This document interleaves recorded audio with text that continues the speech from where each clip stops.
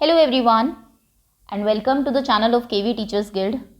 So students, today in this video we are going to do an English chapter of class 2nd which is the grasshopper and the ant. तो ये last chapter है आपकी English का. सबसे पहले जो इसमें कुछ न्यू वर्ड्स आए हैं, वर्ड मीनिंग देखेंगे हम. उसके बाद I will read the chapter, फिर चैप्टर को समझेंगे. देन एनसीईआरटी के क्वेश्चन आंसर्स भी हम इसी वीडियो के एंड में करेंगे. ओके तो चलिए स्टार्ट करते हैं. अगर आप नए हैं चैनल पर तो वीडियो के नीचे राइट साइड में रेड कलर से सब्सक्राइब लिखा होगा, उस पर टैप कर दीजिए. बेल आइकन को प्रेस कर लीजिए सो दैट नेक्स्ट टाइम जब इसकी वर्कशीट्स और क्विज आएगी आप उनको मिस ना करें. Okay let's begin now. So the first word here is lazy. पहला वर्ड है आपका लेजी. लेजी मतलब होता है आलसी, जो बहुत एक्टिव नहीं होता person. Next is grass hopper. Grass hopper आप जानते हैं ग्रीन कलर का छोटा सा इंसेक्ट होता है जिसे हम टिड्डा कहते हैं. Next is warm. वार्म मतलब होता है गरम. सनशाइन. सनशाइन बोलते हैं धूप को. लाफ. लाफ मतलब हंसना. हार्ड वर्किंग मतलब बहुत मेहनती, जो बहुत हार्ड वर्क करता है. स्टोरिंग. स्टोर करना चीज़ों को, मतलब कि फ्यूचर यूज़ के लिए जमा करके रखना उसको. ग्रेन. ग्रेन मतलब होता है अनाज. स्नोइंग. स्नो मतलब होता है बर्फ. स्नोइंग यानी कि बर्फ गिरना. टाइनीएस्ट. टाइनीएस्ट ये वर्ड बना है टाइनी से, TINY. टाइनी मतलब होता है छोटा. टाइनीएस्ट मतलब बहुत छोटा. स्टार्व. स्टार्व करना मतलब भूखों मरना, जब बहुत ज़्यादा आप भूखे हो, कई दिनों से कुछ खाया ना हो, that means you are starving. Next is knocked. K silent है इसमें. नॉक मतलब होता है खटखटाना. Next is anger. एंगर मतलब गुस्सा करना. स्लैम्ड. स्लैम गुस्से से दरवाज़ा बंद करना. To shut the door in anger, यानी कि जैसे आप बोलते हैं ही slammed the door on my face, मेरे मुंह पे उसने एकदम से गुस्से से दरवाज़ा बंद किया. That is called slammed. तो ये आपके न्यू वर्ड्स हैं. लेजी बहुत आलसी. ग्रास हॉपर टिड्डा. सनशाइन धूप. वार्म गरम. लाफ हंसना. हार्डवर्किंग मेहनती. स्टोर करना इकट्ठा करना. ग्रेन अनाज. स्नोइंग बर्फ गिरना. टाइनीएस्ट बहुत छोटा. स्टार्व भूखों मरना. नॉक खटखटाना. एंगर गुस्सा. और स्लैम डोर को शट करना गुस्से में. ओके चलिए अब स्टोरी रीड करना स्टार्ट करते हैं. Okay. Once there lived a lazy grasshopper. He didn't like to work. All day long he sang songs and played in the warm sunshine. Once एक बार की बात है, there lived a lazy grasshopper. एक बहुत lazy बहुत आलसी grasshopper था, टिड्डा था. He didn't like to work. उसको काम करना बिल्कुल भी पसंद नहीं था. ऑल डे पूरा दिन. All day long he sang songs वो गाने गाता था. And played in the warm sunshine और गर्म धूप में खेलता रहता था बस. He look at me I am as happy as can be. The grasshopper laughed at the hard working ants as they worked day and night. तो वो हंसता है ही करके एंड कहता है लुक एट मी, मुझे देखो. I am as happy as can be. मैं जितना खुश हो सकता हूँ उतना खुश हूँ आज. The grasshopper laughed at the hard working. Grass hopper हंसता है किसके ऊपर? एट द हार्ड वर्किंग, जो बहुत मेहनती एंड्स थी. क्योंकि as they worked day and night, क्योंकि वो दिनों रात काम कर रही थी. ये देखिए पूरा दिन गाना गा रहा है, और जब समर है, गर्मियाँ हैं और धूप में अपने आप को वार्म कर रहा है, और जब ये काम कर रही है तो इनके ऊपर हंसता और कहता है कि देखो मैं कितना खुश हूँ. We are storing grains for the long winter ahead, they replied. The lazy grasshopper only laugh louder. तो उनमें से जो एंड्स है वो रिप्लाई करती है वी आर स्टोरिंग ग्रेन्स, हम ग्रेन्स को इकट्ठा स्टोर कर रहे हैं, फ्यूचर के लिए उसको इकट्ठा कर रहे हैं. For the long winter ahead, क्योंकि अहेड मतलब आगे, बहुत लंबी सर्दियाँ आने वाली हैं. आपने देखा होगा सर्दियों में इंसेक्ट्स वगैरह काम नहीं करते हैं, वर्क नहीं करते हैं, आपको कम देखने को मिलते हैं. वो छिप जाते हैं अपने बिलों में, उससे पहले वो गर्मियों में के लिए में ही अपनी सर्दियों के लिए खाना स्टोर कर लेते हैं. The lazy grasshopper only laugh louder. तो जो आलसी था ग्रास हॉपर वो सिर्फ और ज़ोर से हंसता है, बल्कि उसके ऊपर कोई असर नहीं होता उनकी बातों का. Summer ended. समर्स ख़त्म होती है. And the cold winter arrived, और ठंडी विंटर्स आ जाती है. The wind blew strong. Wind हवा जो है वो बहने लगती है बहुत strongly. And it started snowing, और बर्फ गिरने लगती है. The grasshopper now began to worry. अब ग्रास हॉपर क्या करने लगता है? बिगेन मतलब उसने शुरू कर दिया क्या करना? वरी. वरी मतलब होता है चिंता। अब उसे चिंता होने लगी थी, चिंता करना शुरू कर दिया उसने। There is no food to eat, कोई भी खाने के लिए खाना नहीं था। नो ग्रास, नो फ्लावर्स और लीव्स, सर्दियों में सारे फूड खत्म हो गए, कोई घास नहीं बची, सब ठंड की वजह से सूख गई। कोई फ्लावर्स नहीं थे, कोई पत्तियां नहीं थी, कुछ नहीं था उसके खाने के लिए। आई कान see even the tiniest fly और वॉर्म, मुझे एक छोटा सा फ्लाई, कोई उड़ती हुई मक्खी या फिर वॉर्म, एक कोई कीड़ा भी नहीं दिख रहा, कुछ नहीं उसको बाहर दिख रहा था, इतनी ज़्यादा ठंड थी। वॉट विल आई डू, अब मैं क्या करूँ। आई विल श्योरली स्टार्व, मैं तो बिल्कुल श्योरली मतलब डेफिनेटली यही होगा, मैं श्योर हूँ, पूरा पक्का है ये बात कि मैं भूख से मर जाऊंगा, स्टार्व हो जाऊंगा। ही क्राइड, वो चिल्लाता है, let me meet my kind neighbour the ant, मुझे मेरे काइंड, इतने दयालु जो नेबर हैं, पड़ोसी हैं एंट, उनसे मिलना चाहिए, मीटिंग करनी चाहिए।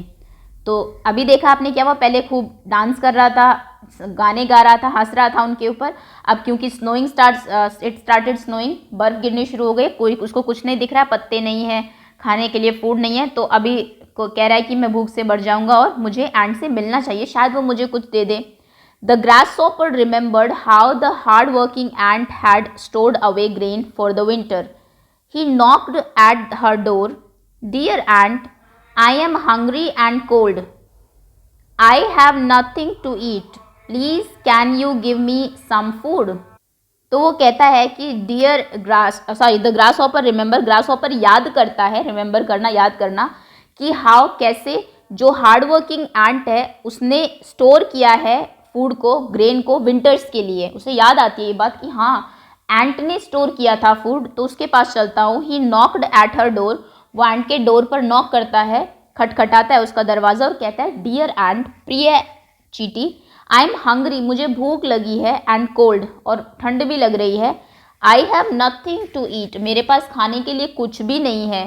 Please can you give me some food, please क्या तुम मुझे कुछ खाना दे सकती हो। द एंट शोक इन एंगर, उसको गुस्सा आता है, गुस्से से वो एकदम शोक करती है, यानी कि एजिटेट हो जाती है बिल्कुल। लेजी वन, तुम lazy one, what were you doing all summer, तुम आलसी, तुम पूरा समर क्या कर रहे थे। वॉट वर यू डूइंग, गर्मियाँ जब थी। You were only singing and dancing, तुम सिर्फ गाना गा रहे थे और डांस कर रहे थे। You should have thought of the cold winter months ahead, तुम्हें सोचना चाहिए था कि आगे जो है कोल्ड विंटर मंथ्स के बारे में, जो आगे आने वाले थे उस टाइम जब तुम डांस कर रहे थे और सिंगिंग कर रहे थे। गो अवे, जाओ यहाँ से। She slammed her door shut, वो जोर से गुस्से से दरवाज़ा बंद कर देती है उसके फेस पर ही। The lazy grasshopper was left as hungry as before, और जितना भूखा पहले था वो उतना ही भूखा रह जाता है, क्योंकि उसे वहाँ पर खाना नहीं मिलता। ये देखिए अभी जब विंटर की बारी है, ये अभी गिटार लेके है अभी भी, लेकिन अभी इसको गाना शायद याद ना आ रहा हो क्योंकि भूख बहुत ज़्यादा लगी है। और एंड्स देखिए they are enjoying their food, जो उन्होंने मेहनत से पहले इकट्ठा किया है। तो कहने का मतलब है जो मुश्किल टाइम के लिए आपको पहले से प्रिपरेशन करके रखनी चाहिए, जबकि आपको पता है कि ऐसा टाइम आने वाला है। ये एशॉप्स फेबल से ली गई है, एशॉप्स फेबल बुक है आपकी जिसमें बहुत सारी स्टोरीज़ हैं, उसकी एक कहानी है ये। तो चलिए अच्छी स्टोरी थी, कुछ सीखने को आपको मिला होगा इससे। अब मैं आपको इसके वर्ड्स, जो न्यू वर्ड्स हैं उनको बता देती हूँ। हार्ड वर्किंग आप जानते हैं, मेहनती, जो कि चींटियाँ थी। अराइव्ड, आना, जो कि ये जैसे ग्रास होपर अराइव करता है, आता है चींटियों के घर। स्टार्व, भूखा, इसको लगता है कि ये ही विल स्टार्व, वो भूख से मर जाएगा in this winter. Slammed, door को शट करना, स्लैम करना, ओके, जैसे कि एंड स्लैम करती है door in his face, on his face. Okay, तो ये न्यू वर्ड्स हैं। चलिए अब आपके क्वेश्चन आंसर्स देखते हैं हम लोग। पहला क्वेश्चन है, how did the grass hopper spend his days, grass hopper अपना दिन कैसे बिताता था। वो सिंगिंग करके एंड डांसिंग करके अपना पूरा दिन बिताता था। क्योंकि इनके आंसर्स आपको कॉपी में लिखने होंगे, मैं आंसर दिखा देती हूँ आपको। इसका आंसर आप लिखेंगे फर्स्ट क्वेश्चन का, the grass hopper spent his days by only singing and playing, सिर्फ गाना गाते हुए और खेलते हुए वो बिताता था अपना दिन। Did the grass hopper find food in winter, क्या उसे फूड मिला विंटर में, तो द आंसर इज नो, यहाँ तक भी छोड़ सकते हैं, या फिर know the grass hopper did not find food in winter. एक तो कोई फूड बचा नहीं था, एक उसके पड़ोसी जो एंट्स थी उन्होंने भी नहीं दिया। क्यों दे, इतनी मेहनत से उन्होंने इकट्ठा किया है, तब तो वो उनके ऊपर हंसता था। Next is, what did the ant tell the grasshopper when he asked for food, उसने क्या कहा एंट ने जब उसने फूड मांगा, ग्रास हॉपर ने। तो the ant shook in anger, पहले तो वो गुस्से से एकदम तमतमाई, and scolded the grasshopper, उसके बाद उसने स्कोल्ड किया। स्कोल्ड करना मतलब होता है डांटना। उसके बाद उसने ग्रास हॉपर को डांटा फॉर बीइंग लेजी, लेजी होने के लिए all summer, and not doing any work, और कोई काम ना करने के लिए। आप यहाँ तक भी आंसर लिख सकते हैं, यहाँ तक भी आंसर अगर आप लिखेंगे तो सही होगा, ठीक है। आप या फिर सिर्फ इतना भी लिख सकते हैं अगर छोटा आंसर आपको चाहिए, क्योंकि कई बार बच्चे कहते हैं मैम शॉर्ट आंसर दे दो। तो इसका आंसर आप लिखेंगे the ant scolded the grass hopper for being lazy, बस इतना ही। उसने उसको एंट ने उसको डांटा लेजी होने के लिए। Okay, next question is if you were asked to store things for winter what would you store. Name any 3 things. आपको 3 चीज़ें कही जाए अगर स्टोर करने के लिए, तो आप क्या स्टोर करेंगे। एक तो वार्म क्लोथ्स स्टोर करने चाहिए आपको, क्योंकि वो काम आएंगे आपके। उसके बाद डेफिनेटली फूड स्टोर करना चाहिए, क्योंकि वो उसी से ही काम आएगा। और उसके बाद आप कुछ चाहे तो कुछ चीज़ें आपको पसंद है, जैसे बुक्स आपको पसंद है, बुक्स कर लीजिए, बिकॉज आप अगर अंदर रहेंगे उसमें इतनी ठंड में तो आपको पढ़ने के लिए भी चाहिएगी, ठीक है। वार्म क्लोथ्स कर लीजिए, food and books. Which season do you like the best, ये तो आप ही आंसर करेंगे आपको कौन सा सीजन अच्छा लगता है। क्या आपको समर अच्छी लगती है, क्या आपको विंटर अच्छी लगती है, क्या आपको रेनी सीजन अच्छा लगता है। जो अच्छा लगता है उसका नाम आप यहाँ पर लिख देंगे। Next is name the class, tell the class the story of grasshopper and the ant in your language. आप हिंदी में क्लास में ये कहानी सुनाएंगे। Next is word building, circle the word that means the same. उन word को circle करिए जिसका मतलब सेम है। जैसे फर्स्ट है आपका स्पीक, टॉक, शाउट। तो देखिए शाउट मतलब होता है जोर से चिल्लाना, स्पीक एंड टॉक इनका मतलब सेम होता है, तो इनको आप सर्कल कर देंगे। Complete, finish, start. Complete and finish मतलब खत्म कर लिया, स्टार्ट मतलब भी शुरू किया है। स्मॉल, थिन, लिटिल, तो स्मॉल और लिटिल का मतलब छोटा होता है, थिन मतलब होता है पतला। सिक, इल, स्टाउट। सिक और इल दोनों का मतलब है बीमार, स्टाउट मतलब होता है छोटा और मोटा। Next is big, large, fat. तो बिग और लार्ज का मतलब सेम है, फैट मतलब मोटा होता है, ओके। तो इन वर्ड्स को आप सर्कल कर लेंगे। नेक्स्ट क्वेश्चन है the web world. When you hear summer, winter and summer, what are the words that come to your mind. जब आप विंटर का नाम सुनते हैं तो क्या क्या चीज़ें आपके माइंड में आती है। Right these words in the bubble, bubble में उन वर्ड्स को आपको लिखना है। जैसे कि विंटर, एक तो स्कार्फ क्योंकि आप पहनते हैं। उसके बाद आपको हो सकता है सॉक्स याद आते हो, क्योंकि उस टाइम बहुत कंपलसरी होते हैं। वैसे सॉक्स आप उसमें भी पहनते हैं सर्दियों में, गर्मियों में भी अगर स्कूल जाते हैं, लेकिन तब तो मस्ट है, तब तो आप घर में भी सॉक्स पहन के रखते हैं। जैसे विंटर का नाम लेते हैं सबसे पहले तो स्वेटर याद आता है, कॉफ़ी याद आती है गरम गरम घर में बैठ के पीने में, है ना। उसके बाद आपको हो सकता है हीटर याद आता हो। देन विंटर का नाम लेते ही आपको बस दैट्स ऑल, इतने ही थे, ओके। तो इनको आप इसमें फिल कर लेंगे। नेक्स्ट है समर, जैसे गर्मियों का नाम लेते हैं आइसक्रीम याद आती है। उसके बाद एसी याद आता है, एसी या कूलर, है ना।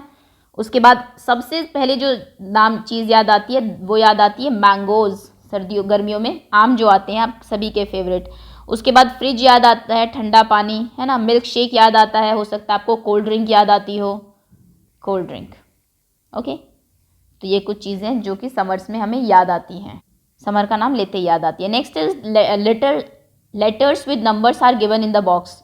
बॉक्स में आपको लेटर्स दिए हुए हैं, लेटर के नंबर। जैसे ए का मतलब है 3, बी का मतलब है 14, सी का मतलब है 8, डी का मतलब है 11, इस तरीके से दिए हुए हैं।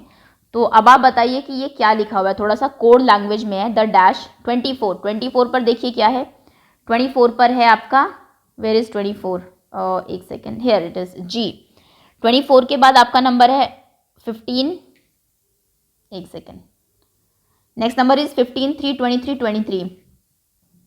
15 पर है आर, 3 पर है ए, तो कहने का मतलब है जी, पहला वर्ड है जी आर ए। उसके बाद 23 पर है डबल एस, ये रहा आपका 23। उसके बाद नेक्स्ट नंबर, कहने का मतलब आप इस तरीके से देख के उसको कंप्लीट करेंगे। मैं आपको डायरेक्ट आंसर बता देती हूँ क्योंकि ऊपर नीचे जाने में बहुत टाइम लग रहा है। इसका आंसर होगा 24 पर आर है, देख लीजिए टेबल में, आप अपनी बुक में टेबल खोल के रखिए। 15 ए, सॉरी एक सेकेंड, ये 24 है जी आर ए, 23 है एस एस, ये है एच, दिस इज ओ। 17 पर है पी, तो एक बार और पी, इस पर है ई और ये है आर, ग्रास ऑपर। ईट्स, यहाँ 4 पर है डब्ल्यू, डब्ल्यू 4 पर है। 10 पर है ओ, 15 पर है आर, 7 पर है M, worms. Grasshopper eats worms. The dash 3 पर है आपका A N T S, the ants eat grains, G R A I N S. Next is 4 पर है डब्ल्यू, 9 पर है I N winter is very, 8 पर है COLD, cold. Okay, next is dash is very dash, तो 23 पर है S, ये तो हम देख चुके हैं, ये रहा S। 26 पर है U, दिस इज U। 7 पर है आपका M, ये रहा, फिर 7 पर M। 16 पर है आपका E और 15 पर है आपका R, ये रहा। ओके, तो ये हो जाएगा आपका समर इज़ वेरी। 4 पर है W, ये रहा। 3 पर है A, नेक्स्ट इज 15 पर R कर चुके हैं हम, ये रहा, एंड 7 पर है M, वार्म। ओके, तो इस तरीके से आप इसको कंप्लीट कर लेंगे। Next is under picture A sentences describe each person animal is doing. A picture में आपको बताया हुआ है सेंटेंसेस की लोग क्या कर रहे हैं, जैसे कि लेडी साइकिलिंग कर रही है, मैन इज रनिंग, ये मैन जो है ये रन कर रहा है यहाँ पर। 2 गर्ल्स आर प्लेइंग, 2 गर्ल्स खेल रही है। डॉग इज स्लीपिंग, डॉग सो रहा है। अब बी पिक्चर में आप खुद लिखिए कि यहाँ पर क्या हो रहा है, पिक्चर बी में ही शी इट दे यूज करके। तो सबसे पहले बी पिक्चर में आप देखिए 2 girls are skipping, 2 girls are skipping, वो रस्सी कूद रही है, स्किप कर रही है, स्किपिंग। ओके, आदमी जो है वो सो रहा है, a man is sleeping, now he is sleeping, PING, EEPING। Next is dog जो है, इट इज, एक second, a dog is licking milk from, नीचे लिखना पड़ेगा, licking milk from bowl, a dog is, ये थर्ड सेंटेंस है आपका, licking milk, KING, milk from bowl. मैं ऊपर ही लिख देती हूँ क्योंकि वो नीचे आना पड़ रहा है, आप इसको देखना। वुमेन जो है शी इज कटिंग ग्रास, तो आप लिखेंगे a women is cutting grass. Okay, तो ये 4 सेंटेंसेस हो जाएंगे आपके इसमें। ओके, नेक्स्ट तो आपके राइटिंग है, इसको लिखना है आपको कर्सिव में, तो इसको ट्रेस करिए आप अपनी बुक में। This you have to do yourself, the